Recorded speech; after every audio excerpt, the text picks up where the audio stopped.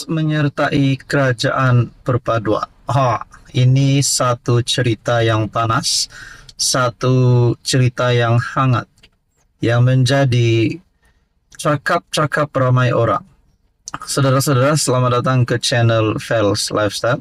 Terima kasih kerana bersama di dalam channel ini. Tuan-tuan dan puan, ada satu isu hangat yang saya nak kongsikan. Ini berkaitan dengan satu berita. Kononnya ada kabar angin ataupun ada perbincangan bahawa pembangkang dan kerajaan, yaitu PAS, akan menyertai kerajaan ataupun PHBN. Nah, saudara-saudara, akhirnya berkaitan dengan perkara ini. Mungkinlah ada sesetengah penyokong daripada PAS mahu PAS masuk ataupun bergabung dengan kerajaan dan tinggalkan Perikatan Nasional. Mungkinlah ada sesetengah penyokong PAS yang berfikiran sedemikian.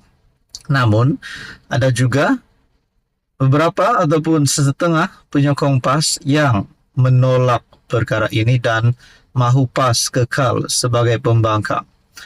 Nah, saudara-saudara, berkaitan dengan ini, adakah mungkin bukan PAS yang mahu menyertai kerajaan, tetapi bersatu? Kerana bersatu hari ini yang semakin melemah. Nah, itu pun kita tak tahu. Saudara-saudara, berkaitan dengan isu ini, akhirnya Tuan Ibrahim membuat satu kenyataan. Nafi PAS mahu sertai kerajaan Tuan Ibrahim. Menurut kenyataan ini, poda. Saudara-saudara, seorang pemimpin kanan PAS memberi penegasan bahawa parti itu sama sekali tidak merancang untuk menyertai kerajaan perpaduan yang dikuasai PHBN. Timbalan presidennya Tuan Ibrahim, Tuan Man, berkata, tidak ada sebab untuk mereka mendukung kerajaan pimpinan Anwar Ibrahim seperti yang dilakukan UMNO.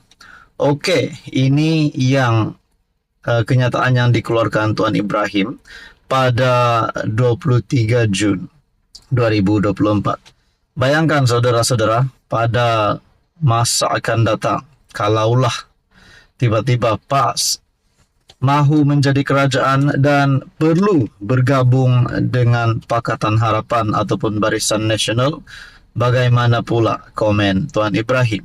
Adakah beliau akan keluar daripada PAS kerana memang tak mahu kerjasama dengan Anwar ataupun UMNO? Nah, saudara-saudara, ini menjadi persoalannya. Namun, untuk masa kini, menurut Tuan Ibrahim, beliau menafikan di mana parti itu sama sekali tidak merancang untuk menyertai kerajaan perpaduan. Hari ini sedang viral berita kononnya PAS sedang berunding untuk menyertai kerajaan perpaduan. Saya nak buat kenyataan penegasan, PAS tidak akan menyertai kerajaan PHBN. Tidak ada sebarang perundingan, tidak ada sebarang mesyuarat dalaman parti atau bersama dengan PN. Ahli Parlimen Kubang Kerian itu berkata demikian sebagai mengulas laporan yang memetik kenyataan jurucakap kerajaan merangkap Menteri Komunikasi Fahmi Fadzil berhubung perkara itu. Bagaimanapun, menurut laporan Malaysia Kini, Fahmi tidak menegaskan mahupun menafikan kabar angin yang PAS akan menyertai gabungan kerajaan persekutuan. Saudara-saudara, kalau kita nak buat persoalan di sini pun, kalau PAS nak menyertai kerajaan perpaduan, rasanya tidak ada masalah. Namun, mungkin bukan PAS. Bagaimana pula kalau bersatu yang menyertai kerajaan perpaduan? Nah, saudara-saudara, persoalannya kalau tiba-tiba lah satu hari nanti PAS perlu menyertai PHBN atas beberapa sebab yang terdesak. Bila sudah ada sebab, barulah mahu menyertai kerajaan perpaduan. Bagaimana pula dengan apa yang dinyatakan Tuan Ibrahim hari ini? Adakah beliau sanggup keluar daripada PAS sekiranya parti PAS perlu ataupun terdesak untuk menyertai PHBN? Nah, saudara-saudara, apa komen anda berkaitan dengan isu ini? Sekian saja, teruskan bersama di dalam channel ini.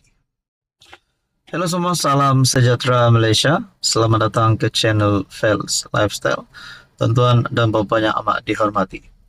Saudara-saudara, di Malaysia, tidak kira siapapun Anda, tidak kira Anda mempunyai jawatan yang tinggi, Anda ahli politik, menteri, bahkan mungkin pernah menjadi Perdana Menteri sekalipun.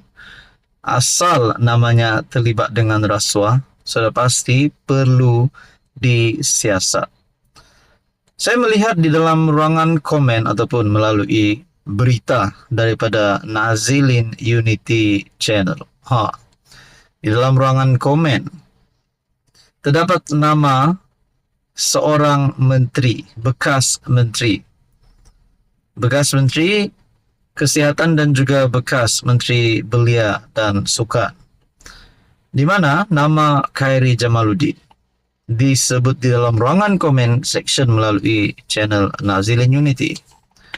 Harap Kerajaan Perpaduan pimpinan Datuk Seri Anwar Ibrahim, SPRM siasat KJ semasa dia menjadi Menteri Kesihatan dalam Kerajaan Tan Sri Muhyiddin Yassin.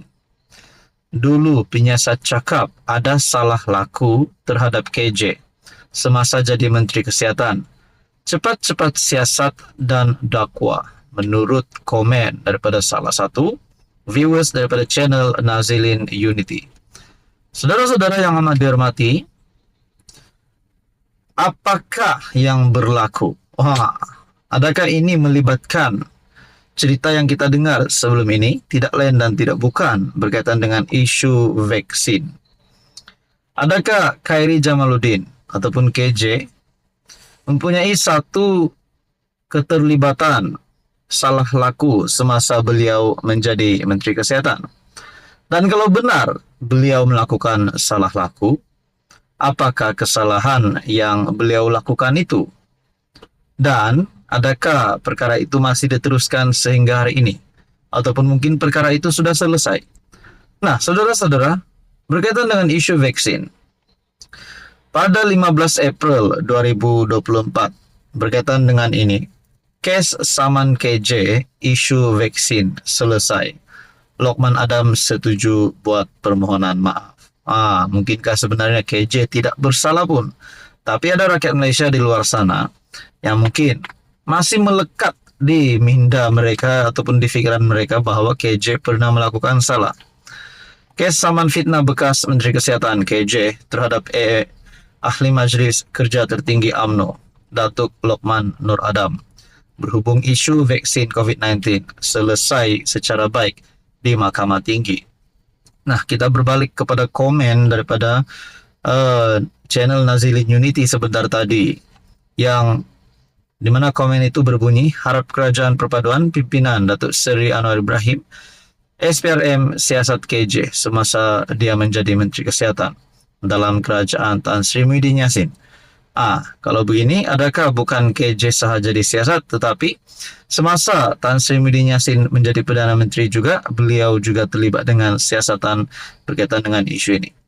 Nampaknya komen beliau ini gantung kerana tidak memberikan maklumat kenapa KJ perlu disiasat. Kerana beliau berkata, dulu penyiasat cakap ada salah laku terhadap KJ semasa jadi Menteri Kesihatan. Salah lakunya itu apa? Jadi persoalannya. Jadi saudara-saudara, apa komen Anda berkaitan dengan isu ini? Sekian saja, teruskan bersama di dalam channel ini untuk info yang seterusnya.